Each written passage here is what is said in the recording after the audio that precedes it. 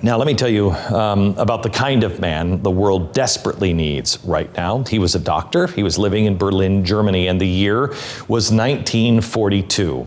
Hitler's death machinery was in full tilt. They were slaughtering Jews by the millions. Most were too terrified to do anything.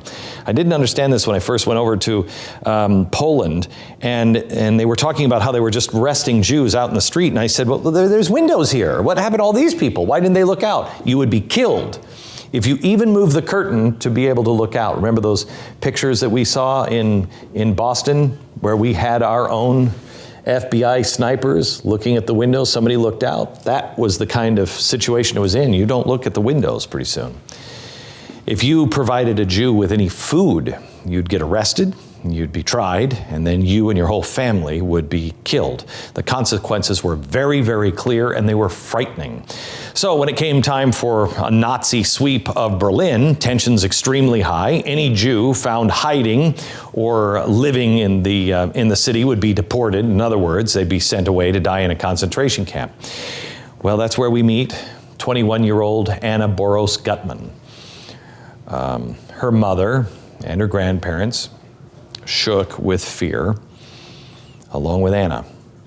What were they going to do? Here come the Germans making another sweep. It was only a matter of time before the Nazis would condemn them, and they would die in one of the concentration camps, as so many before them. No one dared help them, let them into their house. There was too much hate, too much fear. Even if people wanted to help, the risk was just too great for most people. And the SS was coming. This was it. Nowhere to turn. There they sat thinking, we are going to suffer the same fate as so many before us. And then suddenly they heard a voice. A voice called out quietly, come with me. Come on, hurry. It was their family physician. He took Anna and her family to his cabin. It was Anna, her mother, her stepfather, her grandmother. Now, this doctor had decided to risk his life, his family's life. How was he even going to feed them? Because everything was food rationed. You started needing more rations. Who are you hiding? Eventually, Anna's family was sheltered in different locations, but Anna remained at the doctor's cabin, stowed away in a secret bunker on the cabin's property. I can't imagine the terrifying moments when the SS came knocking, pounding on the doors, searching the cabin, and they came frequently. But the doctor was smart. He would either step aside or talk his way through the interrogations. It had to be just as terrifying for him as it was for Anna, because they would both die. Both of their families would die. Would she panic? Would they find her? Would he slip? Would he give something away? What was going to happen next? Would someone rat them out? This went on for 2 solid years. 1944, her mom and stepmom captured. Anna was still in the cabin. During their interrogation, the Nazis found out about the doctor and Anna. Now they're in trouble. The SS immediately set out for the cabin. When the doctors arrived, or when the SS arrived, the doctor was there. He answered the door. He showed them around. He was confident. He had outmaneuvered the Nazis many times before, and this time he did it again. He had moved Anna to another home, so she was safe, and the doctor escaped punishment, and Anna was safe. She said later, Dr. Helmy did everything for me out of the generosity of his heart, and I will be grateful to him for all eternity. Now, so what's the catch? Why am I telling you this story? Because there's a million of these stories, except this one is different. What is the catch to this story? Because we've heard them over and over again. It's similar to all of the other righteous among the nations, except this one big difference, the doctor's name. The doctor's name was Mohammed Helmy. He's an Arab. He's from Egypt. He stood up to the Nazis. He knew, unlike so many people in the Middle East now that are running countries, he knew the Holocaust was real. And he stepped in and faced evil, stared it right in the eye, and saved a family. That flies in the face about just about every societal rule at the time, and he did it.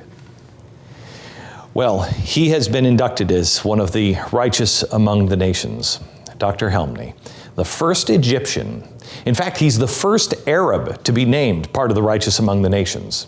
Imagine that, an Arab saving the life of a Jew. Why? Why?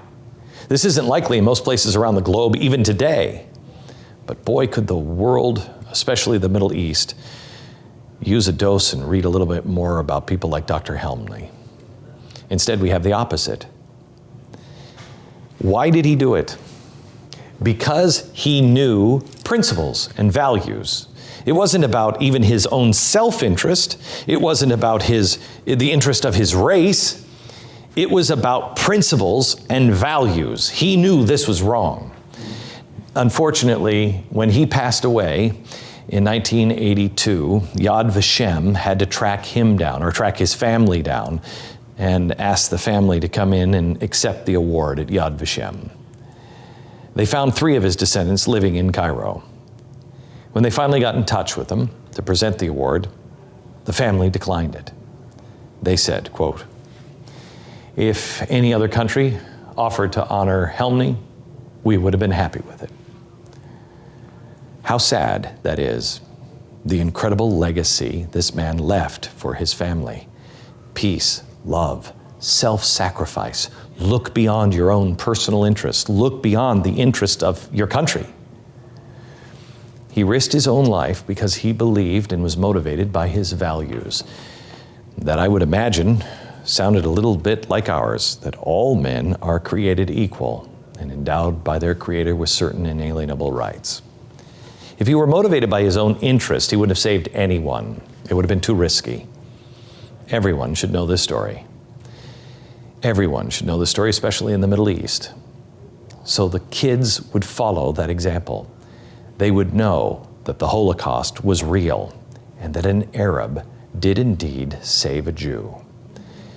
Maybe, if that happened, the next generation of Palestinians and Jews would not know hate. They would love one another. And if we all knew this story, maybe, just maybe, we would all begin to change the world.